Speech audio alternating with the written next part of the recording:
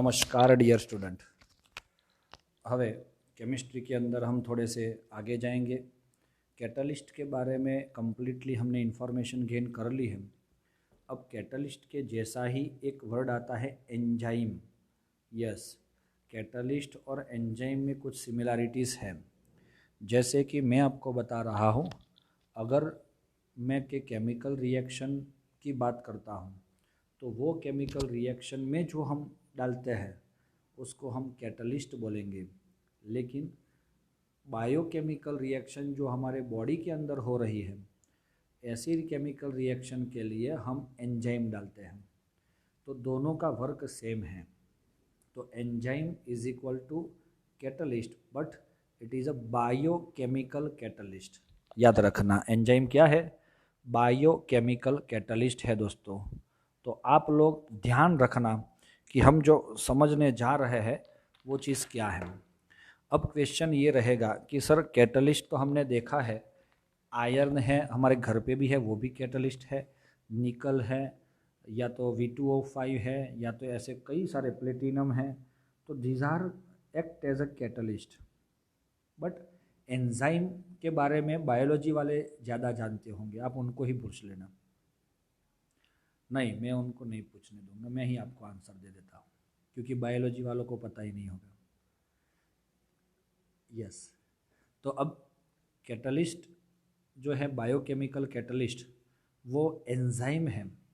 तो एक क्वेश्चन मैं दे रहा हूँ आपको और समझा रहा हूँ कि एंजाइम क्या होता है।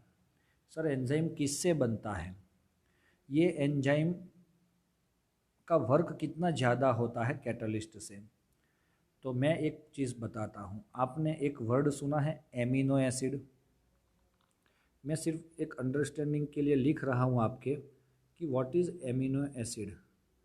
तो the compound which contain this and this group. ये दिस एंड दिस मतलब क्या?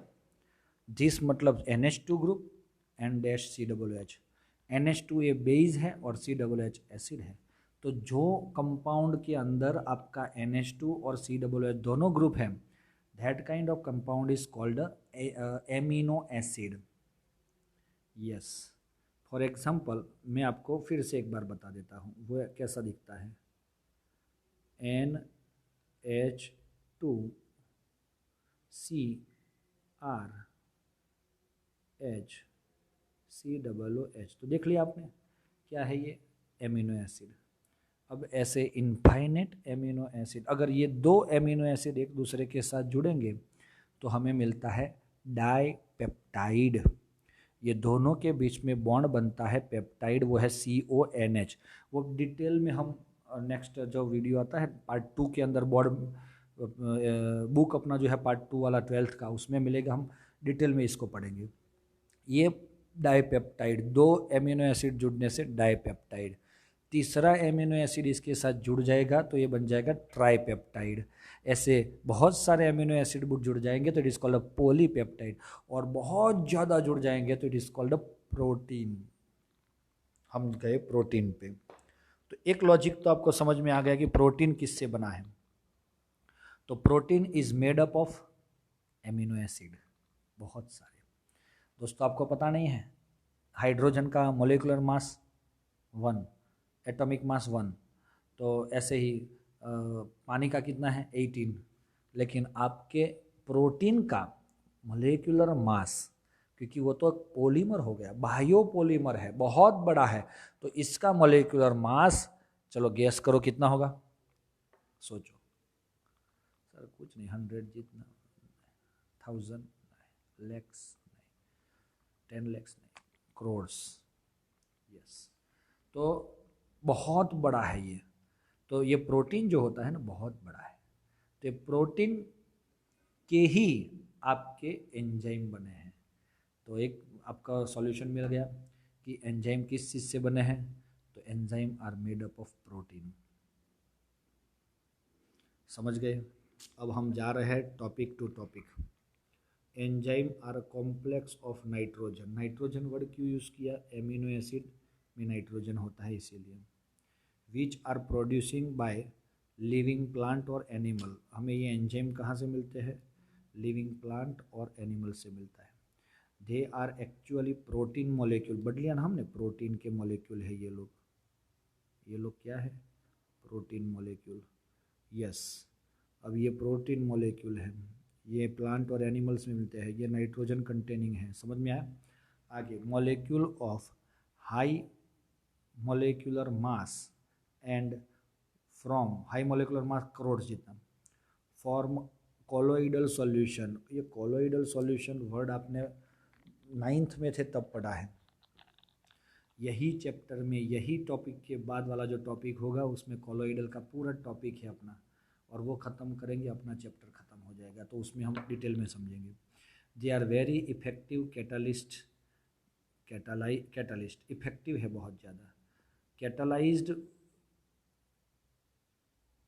numerous reaction, especially those connected with natural processes। Generally ये नेचुरल प्रोसेसेस को ही ज़्यादा क्या करते हैं, कैटालाइज कर। बॉडी के अंदर नेचुरली सब कुछ होता है। Numerous reaction that occur in a body of animal and plants to maintain the life process are catalysed by enzyme.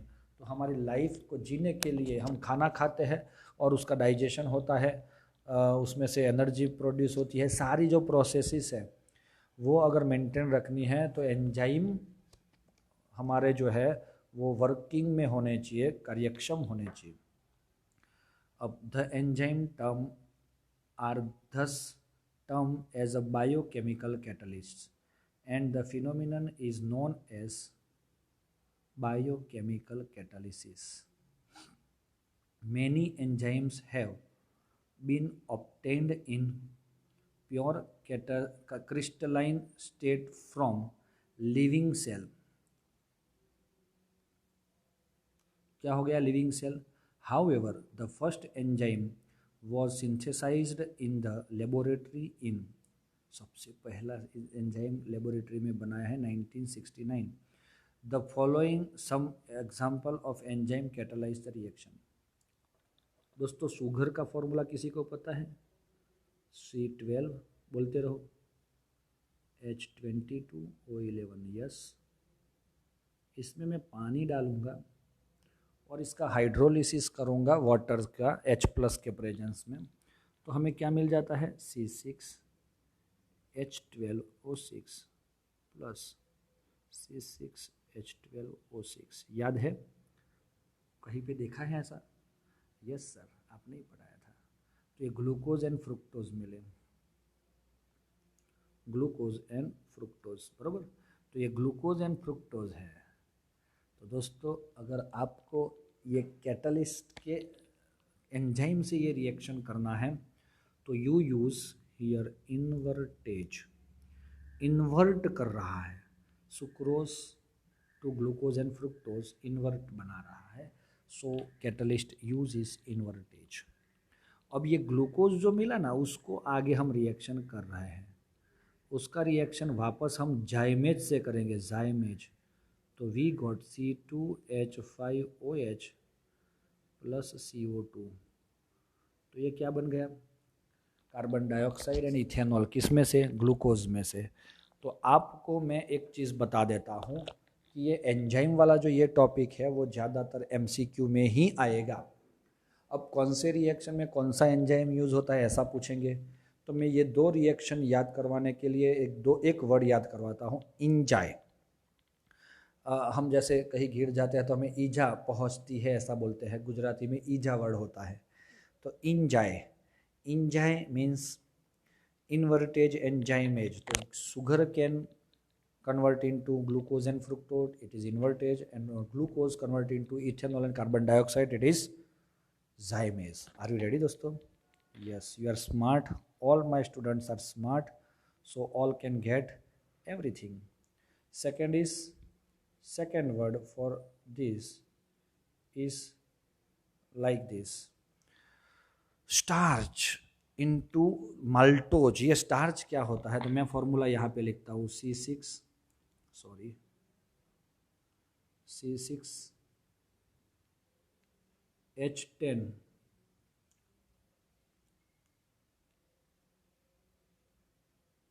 O5. What is the difference between glucose and this C6H10O5? तो sir 2 H कम है और एक O कम है, तो ये पानी का एक मॉलिक्यूल कम है ऐसा बोल सकते हैं, लेकिन ये स्टार्च है ना ऐसा होता है N जैसा। तो N लिखा मतलब बहुत सारे मॉलिक्यूल है ऐसे, तो ये ग्लूकोज ही है कि N मॉलिक्यूल जुड़ जुड़ के आपको स्टार्च बना के देता है। अब इसमें आपने पानी डाला N मॉलिक्यूल, तो ये बाई मॉलिक्यूल, इसको डाइसैकेराइड बोलते हो आप, तो उसके मॉलिक्यूल के अंदर बन जाता है और वो बनता है माल्टोज, जिसका फॉर्मूला मैंने यहाँ पे इरेज किया है, आपकी बुक में नहीं। तो क्या होगा, तो डाइसैकेराइड जो भी है उसका फॉर्मूला होता है C12H22A11O11, जो है सुक्रोज का, वही माल्टोज का होगा। और वही माल्टोज ये रहा, और वही माल्टोज वापस माल्टेज कैटलिस्ट, यहाँ पे डायास्टेज था, डाइसैकेराइड बनाने के लिए डायास्टेज, और उसको maltose convert into glucose, it is maltase.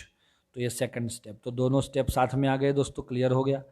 अब एक टॉपिक और भी हमारे सामने आ रहा है जिसका नाम है कि भाई conversion of decomposition of urea into ammonia. Urea का फॉर्मूला भी सर सब कुछ दिया है, तो आप क्यों ड्रॉ कर रहे हैं? मुझे ड्रॉ इसीलिए करना पड़ रहा है, बुक में सब कुछ दिया हुआ है, लेकिन हम अगर इसको लिखेंगे बोर्ड पे तो आपका ध्यान वहाँ ज़्यादा जाता है।